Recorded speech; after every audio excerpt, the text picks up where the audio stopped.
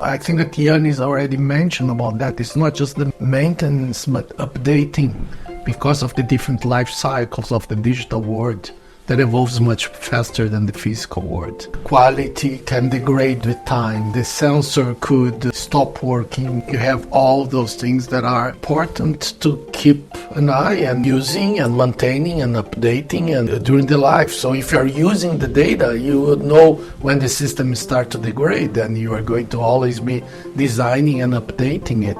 If the system is not being used and the data is not being used, then it's going to die by itself. But I don't have a problem with maintenance if the system is very valuable and it's providing good intelligence, good decision, then you are going to be tracking, and obviously that you're going to be maintaining as any other thing that brings you value.